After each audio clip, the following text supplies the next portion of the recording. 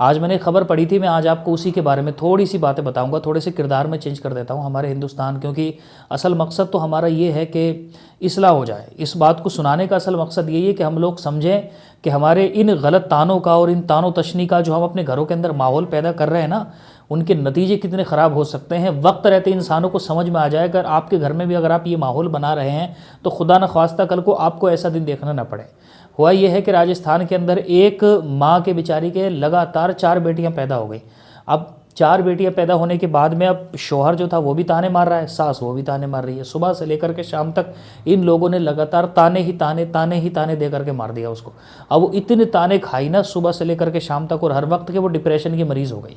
और एक दिन उसने वो काम कर लिया जो बिल्कुल भी करना नहीं चाहिए था। उसको तालीम तो थी नहीं इस्लाम की उसके पास में, और लोगों के तानों का जो रिएक्शन था, रिएक्ट था, इम्पैक्ट था, बल्कि वो उसके ऊपर बहुत ज़्यादा असरअंदाज हो गया।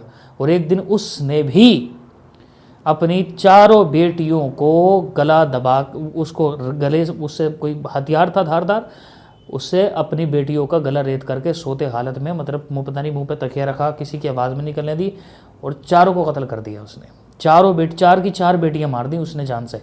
और फिर उसके बाद में शौहर उठा, उसने देखा कि अरे भाई खून ही खून पहला पड़ा है सुबह को, और उसकी 4 बेटियों की लाश पड़ी थी। अब तो सिट्टी पिट्टी गुम हो गई उसकी, और फिर वो तो बिल्कुल बेहाल हो गया। उधर सास और पूरे चारों तरफ जो था इस बात को लेकर के मातम फिर गया। और फिर उसके बाद में इन लोगों को कहीं ना कहीं एहसास हुआ जब उसने पूरा केस खोला कि मैं कहाँ तक ताने खाऊं, मैं कहाँ तक बर्दाश्त करूं कि बेटा क्यों नहीं पैदा कर रही, तो ये है तो वो है, गालियाँ मैं कहाँ तक बर्दाश्त करूं, मेरे हाथ में है।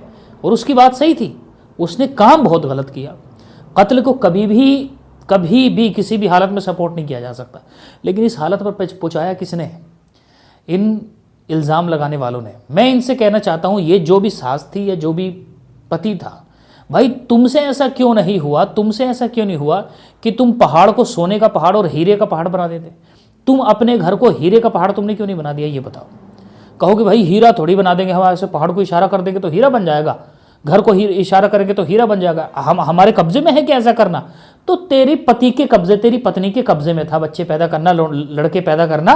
तू पैदा कर लेता ना भाई, और तू पैदा कर लेती सास जिसने जीते जी मार दिया उसको एक तरीके से, उसको भी। और पूरी दुनिया के अंदर इन लोगों का फिर तमाशा बना, अखबार पे खबरें भी निकली, और कहीं के ये लोग नहीं रहे। पूरे सोसाइटी के अंदर इनकी ऐसी जिल्लत हुई, रजालत हुई कि कोई इनका चेहरा तक देखना पसंद नहीं करता कि जिन लोगों ने ताने दे दे करके अपने घर के अंदर ऐसी बदबख्ती का आलम कायम किया है।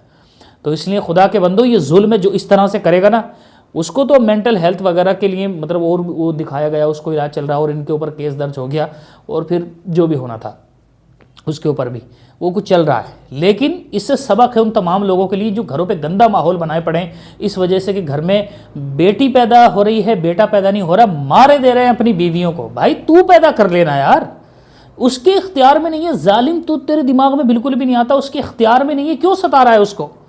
क्यों ऐसे काम की सजा दे रहा है, ऐसे गुनाह की सजा दे रहा है जो उसने किया ही नहीं है? तेरी नजर का गुनाह, वो भी तेरी नजर में गुनाह है कि उसने लोंडा नहीं पैदा किया, लेकिन उसने किया ही नहीं है। तू पैदा कर लेना, मतलब उसके हाथ में ही नहीं है ना ये तो करना। भाई तू पैदा कर ले, तू क्यों नहीं पैदा कर रहा? मेरे हाथ में थोड़ी है भाई, उसके हाथ में भी नहीं है क्या? उसके हाथ में बच्चा दे दिया जाता है कि ले तू इसको लोंडा बना ले, तो उसको लोंडिया बना ले। मतलब क्यों इतना जुल्म, क्यों इतनी जहालत, क्यों भाई? इन सारे कर्मों की सजाएं और बदला मिलता जरूर है इंसान को, ये ध्यान में रखना। ये मत करो, वक्त रहते ये मत करो। खुदा की ज़ात पर उम्मीद रखो, भरोसा रखो, उसने बेहतर किया होगा ना आपकी तकदीर में तो दे देगा। वो लड़कियां ही दे देगा आपको, लड़के भी दे देगा आपको। आप बास के लड़के हो जाते हैं, इतना परेशान करते हैं कि वो बाद में तमन्नाएं करते हैं कि लोंडी हो जाती सारी तो अच्छा था, ऐसे लड़के पैदा हो गए। क्या पता तुमको क्या हिकमत है अल्लाह तबारक व तआला ने, अगर तुमको बेटा नहीं भी दिया है तो। बेटियों की कितनी फजीलत हदीस पाक माई, एक बेटी तुमको बख्शवा सकती है, लेकिन जालिमो तुम उनके साथ में सलूक तो ढंग का करो। तुमने तो अपनी उसको मार दिया बीवी को एक तरीके से तो। और 4 बेटियों के असल कातिल तुम ही हो। असल में वो तो है ही, लेकिन असली कातिल जो पीछे से वजह बने हो ना, वो तुम हो। इसलिए कोई काम भी भाई ऐसे कामों के लिए दोष मत दो। मैं तो ऐसे बहुत सारे लड़कों को भी जानता हूं जो ज़बरदस्ती अपने घरों के अंदर, भाई हो खुद पूरी दुनिया के अंदर ये आई लव यू फलां इतना ड्रामा मचाते रहेंगे चारों तरफ, पूरी जिंदगी ये सब करते रहेंगे दूसरे लोंडियों के साथ में, और अपनी बहनों के ऊपर सिर्फ शक के दायरे में उनकी जिंदगियां दूभर कुत्ते और सुअर से ज्यादा बदतर बना के रख देते हैं लोग।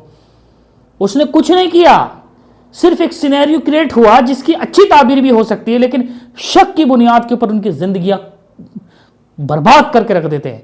इन्होंने खुद किया था करती है, इन्हें कोई सजा नहीं, और जिन बेचारों ने कुछ नहीं किया उनको उस बात की सजा मिल रही होती है। फिर अल्लाह तबारक व तआला हम सबको अमल करने की तौफीक अता फरमाए, दीन पर, दीन को सीखने की तौफीक अता फरमाए।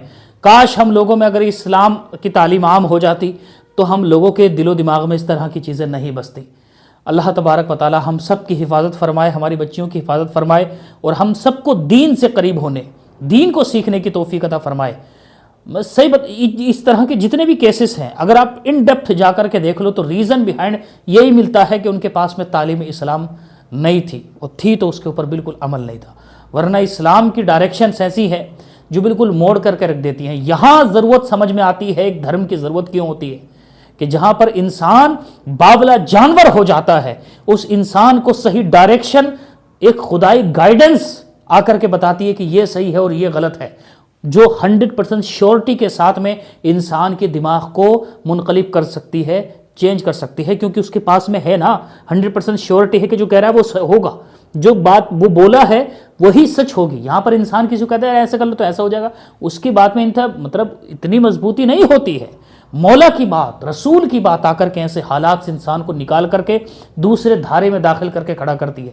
लेकिन तालीम हो तो सही, किताबें हो तो सही, उलमा की सोबत हो तो सही, तभी तो इंसान इस तरह की चीज़ों से बचे भी। अल्लाह तबारक व तआला हम सबको दीन सीखने की भी तौफीक अता फरमाए।